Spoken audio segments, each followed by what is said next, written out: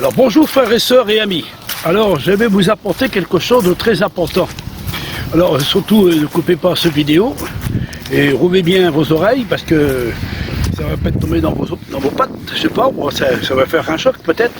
Mais bon, il faut proclamer la vérité. Même que la vérité, elle dérange, il faut toujours proclamer la vérité. Parce que la vérité, c'est celle qui nous affranchit. Alors je vous ai mis déjà un petit vidéo au sujet du nom de Jésus.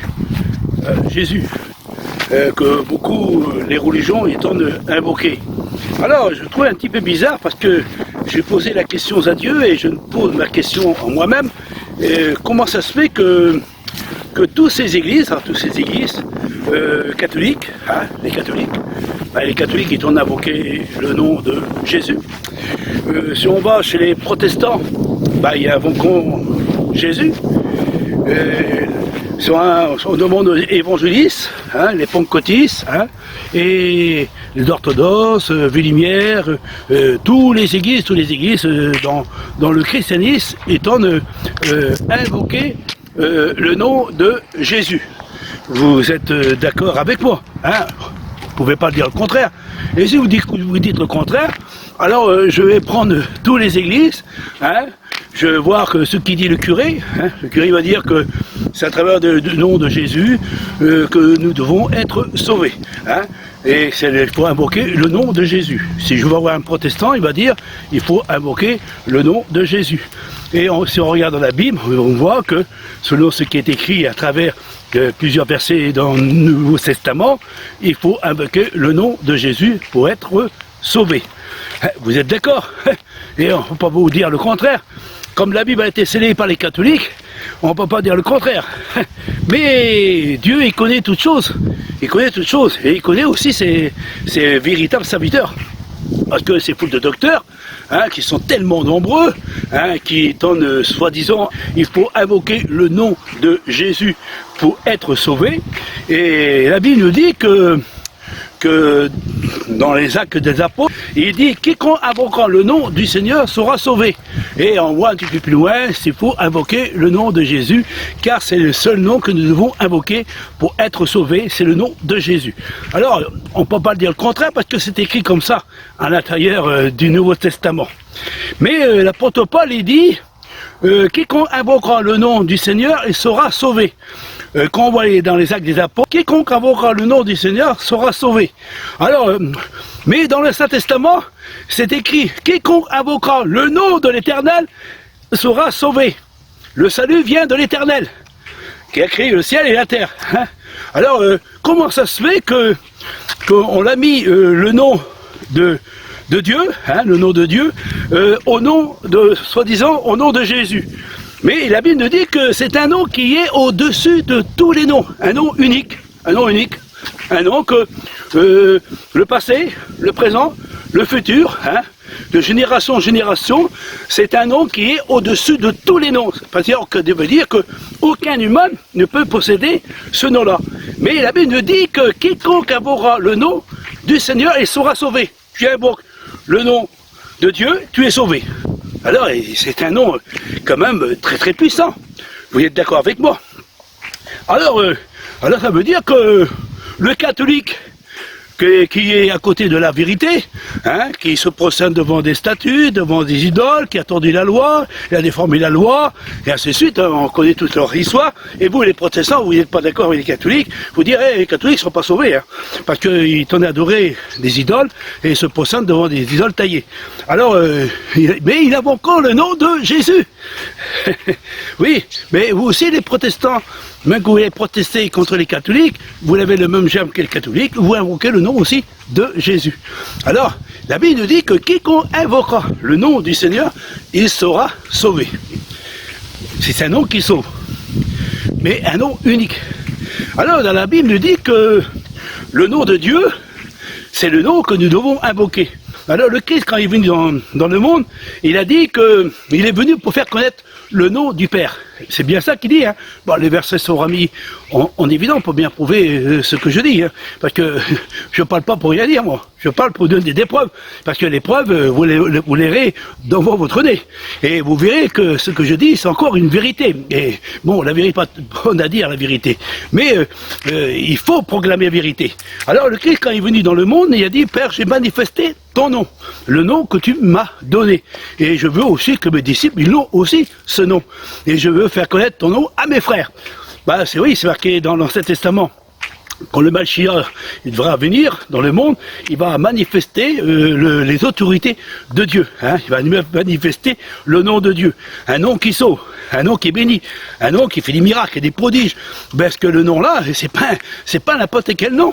Parce que même dans l'Ancien Testament, les anges qui s'est présenté devant Moïse, et Dieu a parlé à travers de la bouche de cet ange, et cet ange il était présent devant Moïse, il a dit fais attention, hein, cet ange il porte mon nom.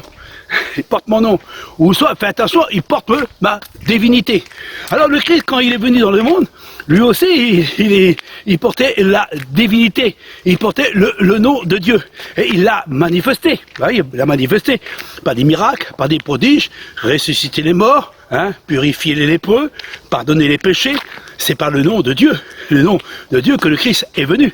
Si vous êtes d'accord, ce qui est écrit dans la parole de Dieu, on n'est pas là pour ajouter, ou non, retrancher. Alors, on voit que le nom que nous devons invoquer, c'est un nom unique. Mais comment ça se fait que le nom de Jésus,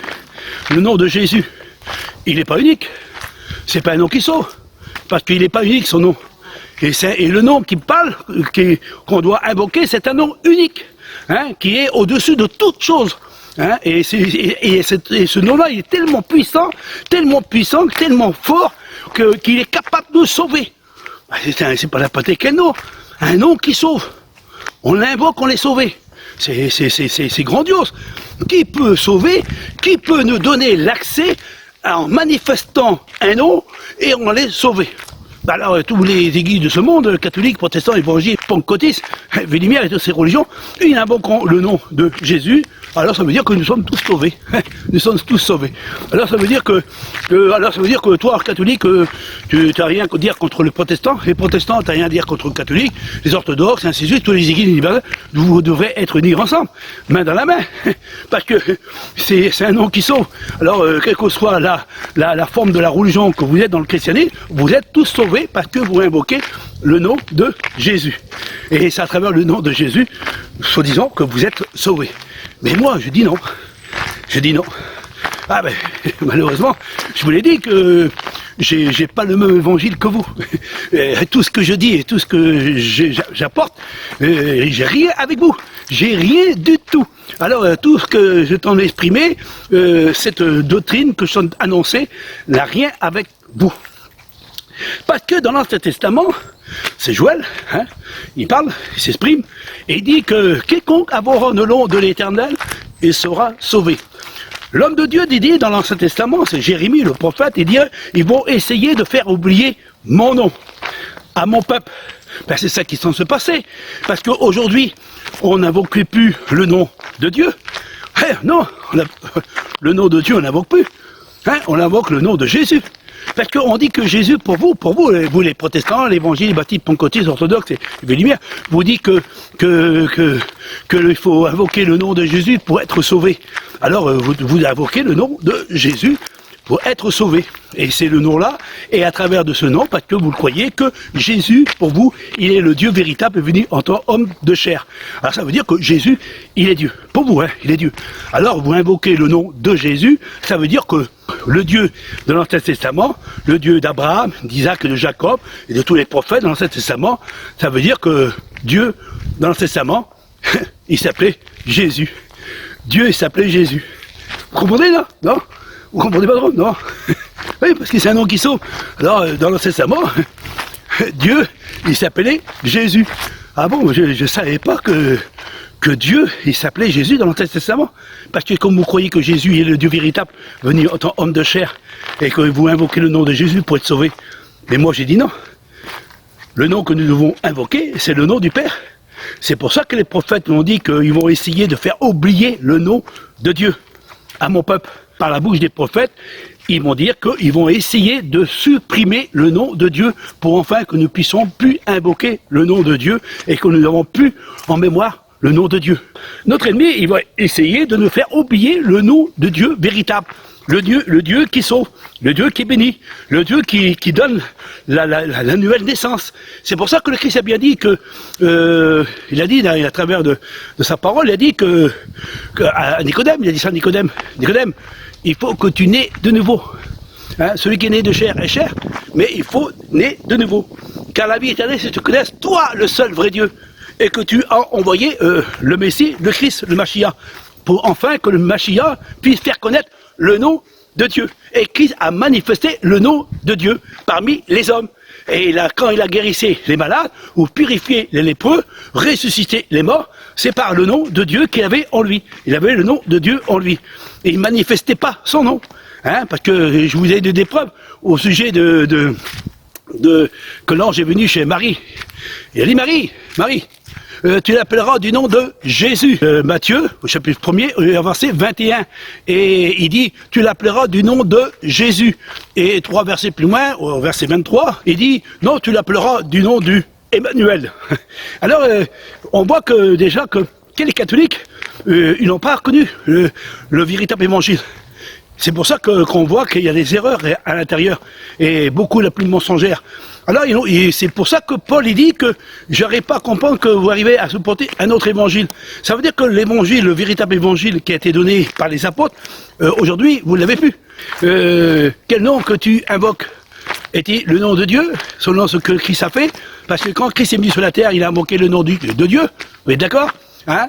Et les apôtres ont invoqué le nom du Père, c'est le nom du Père, parce que c'est poussé par le Saint-Esprit que les hommes ont parlé de la part de Dieu. C'est poussé par le Saint-Esprit que les hommes ont parlé de la part de Dieu.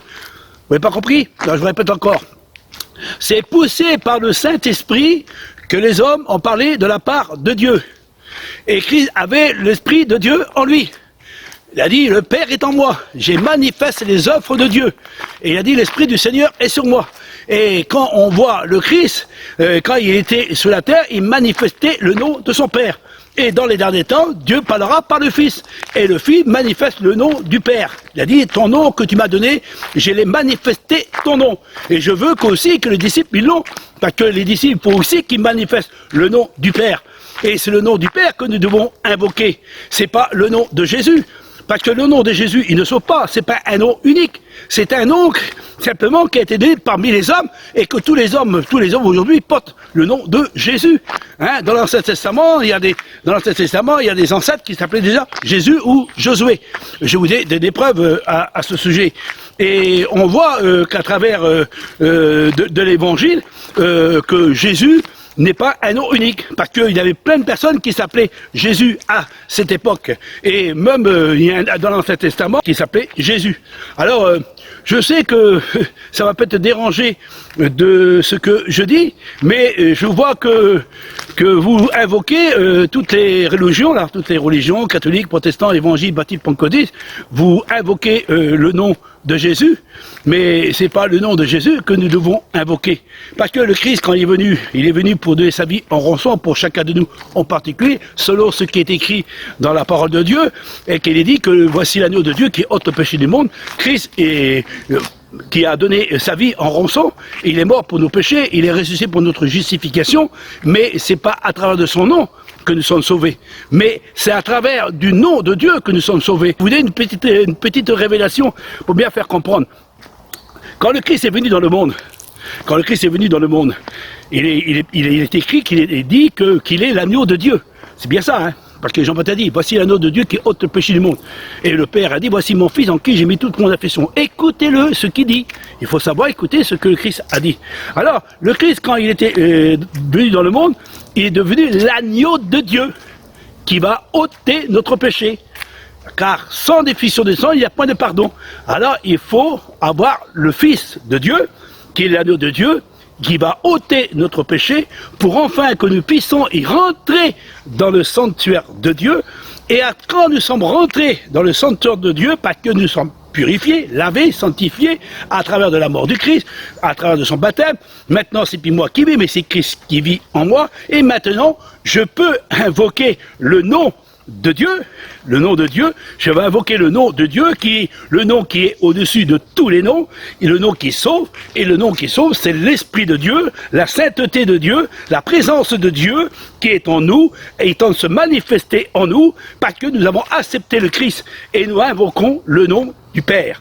Parce que c'est bien ça que la Bible nous dit, parce que Dieu est unique, et son nom est unique, il n'y a rien, personne n'est égal à lui, c'est le seul unique sauveur, parce que Dieu, c'est lui le sauveur, c'est lui qui est le sauveur, parce que c'est lui qui est le sauveur, c'est lui qui nous donne le salut, c'est lui qui nous donne à travers de son nom que nous pouvons être sauvés, c'est Dieu le Créateur, c'est le Dieu unique qui nous donne l'accès à y rentrer dans la vie éternelle. Parce que c'est bien ça que Christ a bien dit. Je ne peux rien faire de moi-même. Mais il est venu avec le pouvoir de Dieu, avec la puissance de Dieu, avec l'autorité de Dieu, avec le nom de Dieu. Et il va manifester ce nom qui est au-dessus de tous les noms qu'il possédait en lui, parce qu'il a reçu du Père un nom qui est au-dessus de tous les noms. Pour essayer de faire effacer le nom du Père, pour enfin que le nom du Père, qu'on ne puisse plus l'invoquer, mais qu'on invoque un Dieu étranger. J'espère que vous avez compris le sens réel de cette vérité. Que Dieu vous bénisse, frères et sœurs, et